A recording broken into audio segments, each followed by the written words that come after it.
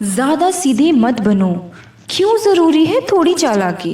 नमस्कार मेरे प्यारे दोस्तों, कभी ना कभी आपने किसी को ये कहते जरूर सुना होगा, तुम बहुत सीधे हो यार, दुनिया तुम्हें यूं ही इस्तेमाल कर लेगी। और अगर आपने ये बात खुद अपने लिए भी सुनी है तो आज का वीडियो सिर्फ और सिर्फ आपके लिए है, क्योंकि आज मैं आपको बताऊंगी उस सच्चाई की जो हमें कोई स्कूल में नहीं सिखाता है। ज्यादा सीधे मत बनो, ये टॉपिक तो कभी स्कूल में बताया ही नहीं, लेकिन इसका मतलब क्या है? क्या हमें बुरा बन जाना चाहिए? क्या चालाकी का मतलब बेईमानी है? नहीं मेरे प्यारे दोस्तों, इसका मतलब कुछ और है, और वही आज मैं गहराई से आपको समझाऊंगी। और ये समझाऊंगी मैं कुछ बिंदुओं में। जी हाँ, पहला बिंदु, सीधापन और बेवकूफ़ी में फर्क। जी हाँ, सीधापन यानी कि ईमानदारी, सच्चाई और नियमों का पालन। ये बुरी चीज नहीं है, पर जब यही सीधापन इतना ज्यादा हो जाए कि लोग आपको हल्के में लेने लगे तो वो सीधापन नहीं, कमजोरी बन जाती है। जी हाँ, एक उदाहरण लेते हैं। मान लीजिए ऑफिस में आप सबसे पहले आते हैं, सबसे ज्यादा मेहनत करते हैं, कभी बहस नहीं करते अपने बॉस से या फिर अपने कलीग से, और हर बार आपकी पीठ थपथपाने के बजाय बॉस जो है ना, आपका बॉस, वो प्रमोशन दे देता है किसी और को, जो वो इंसान बोलने में थोड़ा तेज है, जिसने अब खुद को प्रेजेंट करना सीख लिया हो। मेहनत आपने ही की, लेकिन आपको पीठ थपथपाने के बजाय दूसरे की पीठ थपथपा दी। यहाँ पे तो गलती आपकी नहीं है कि आप मेहनती हो, गलती है उस सीधेपन की जो अपनी कीमत नहीं समझता है मेरे प्यारे दोस्तों। दूसरी बिंदु की बात करें, राम और कृष्ण, दो महान किरदार, दो दृष्टिकोण। जी हाँ, आइए समझते हैं।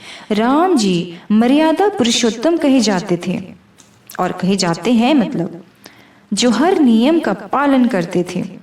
कृष्ण जी वो भी ईश्वर थे, पर उन्होंने नियमों को तोड़ा, बहुत चालें चली, राजनीति की चालें चली। क्या इसका मतलब कृष्ण गलत थे? नहीं दोस्तों, दोनों ने वही किया जो उस समय की जरूरत थी।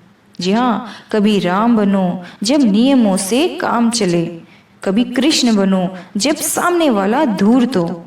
आज की दुनिया में सिर्फ राम बनकर चलना मुश्किल है मेरे प्यारे दोस्तों।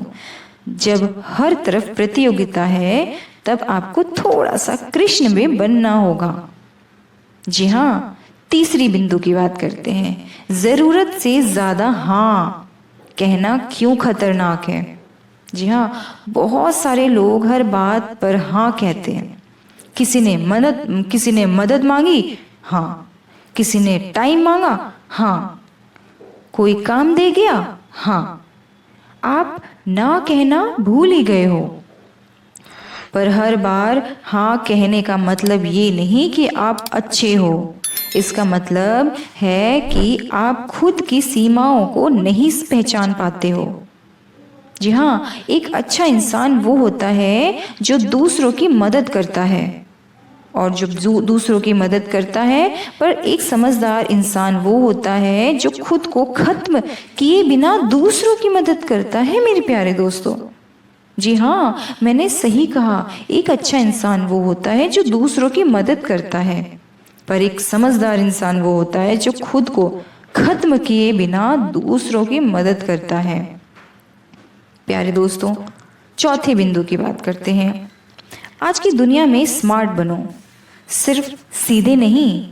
सीधा आदमी अक्सर अपनी अच्छाइयों को अपनी ढाल समझ लेता है, पर याद रखो जी, दुनिया ढालों से नहीं तलवारों से डरती है मेरे प्यारे दोस्तों। इसका मतलब ये नहीं कि आप गलत काम करो, इसका मतलब ये है कि आप अपने अधिकारों के लिए आवाज उठाओ। जी हाँ, जो आपका है उसे लेना सीखो, और जहाँ जरूरत हो वहाँ चालाकी दिखाओ। अगर आपको लगता है कि आपका कोई दोस्त सिर्फ आपको इस्तेमाल कर रहा है, तो उस दोस्त से दूरी बनाइए ना। क्या जरूरत है उसके साथ चिपक के रहने का? अगर कोई बॉस आपको प्रमोट नहीं कर रहा है जबकि आपने बहुत कुछ किया है, तो उसके सामने बोलिए या किसी और मौके की तलाश कीजिए। मत बैठिए चुपचाप, क्योंकि दुनिया उसी को देती है जो मांगना जानता है, और कभी कभी छीनना भी। जी हाँ, यहाँ पे मैं आपको गलत नहीं समझा रही हूँ। देखिए, मैंने शुरुआत में बोला है राम बनो और कृष्ण बनो। राम वहीं बनो जहाँ सामने वाला राम हो, कृष्ण वहाँ बनो जो सामने वाला थोड़ा दूर तो। जी हाँ, पांचवा बिंदु, सीधापन को स्वाभिमान में कैसे बदलें। तो अब सवाल ये है, क्या सीधा होना गलत है? नहीं, बिल्कुल नहीं मेरे प्यारे दोस्तों। पर अपने सीधापन को आत्मसम्मान में बदलना सीख लो। सीधा बनो पर बेवकूफ नहीं, ईमानदार बनो पर गूंगा नहीं, भला बनो पर खुद को कुर्बान मत करो। क्योंकि जब आप खुद को सम्मान देना शुरू करते हो ना, तब दुनिया भी आपकी कदर करना सीखती है मेरे प्यारे दोस्तों। चलिए, छठवीं बात जो बहुत ही इम्पोर्टेंट है, खुद को असर्टिव बनाना सीखो। जी हाँ, असर्टिवनेस यानी कि विनम्रता के साथ अपनी बात रखना। जी हाँ, न चिल्लाना, न दब जाना, बस अपनी बात पूरी मजबूती से रखना।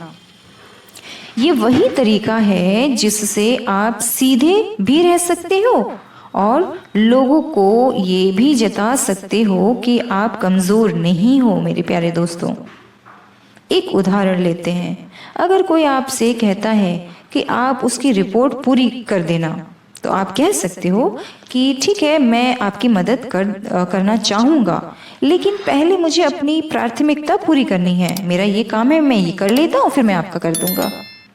ये ना तो बुरा है ना झूठा है, बस एक स्मार्ट तरीका है अपने मूल्यों को दिखाने का।